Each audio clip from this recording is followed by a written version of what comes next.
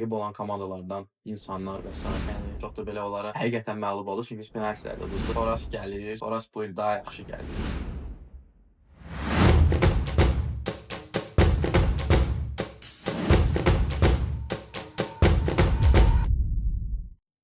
Eldar, Bizon Talks layihəsinin ilk buraxılışına xoş gəlmisən.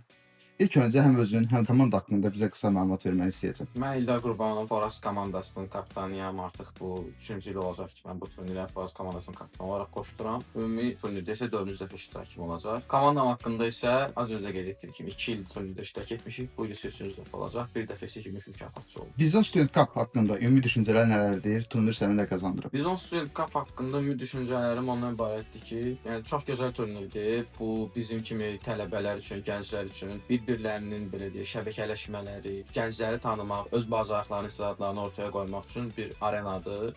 Mənim üçün çox gözəl dəyərləndirəm bunu və bundan da əlavə elə fürsətdən istifadə edib Qolata və Bizona təşəkkür etmək istəyirəm ki, bu cür şərait yaradırlar həm tələbələr, həm gənclər üçün. Əlavə olaraq da turnir mənə onu qazandırır ki, həm gözəl dostluqlar, həm də ki, rəqib olan komandalardan insanlar və s.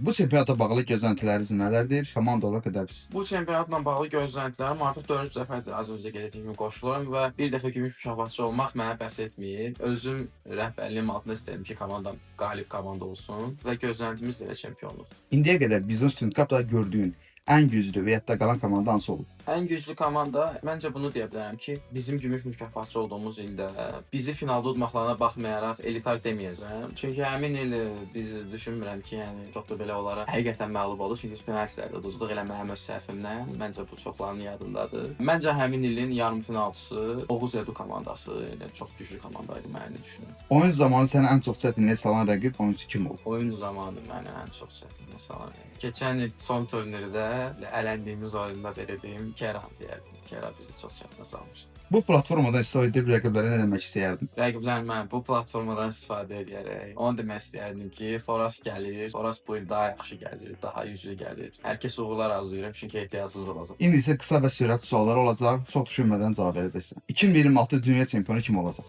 Portuqaliya, Çempionlar Liqası, Real Madrid. İngiltərə, Ümid edirəm Arsenal, amma məncə City. İspaniya çempionu, Əlbəttə Real Madrid. Fransa çempionu, Mən Lyon istəyərdim, amma PSG. İtaliya, İtaliya, Inter. Türkiyə. Mən bir Beşiktaş azarkeşi olaraq istəyərdim ki, Fenerbahçe bu il qalib olsun. Çox sağ ol Eldar iştirakın üçün. Sizə də komandana da uğurlar arzulayıram. Təşəkkür edirəm bu cür şərait yaratdığınız üçün, bu platformaya və Qolata Bizona yenidən təşəkkürlər. Sizlərə də hər birinizə uğurlar arzu edirəm. Sağ olun.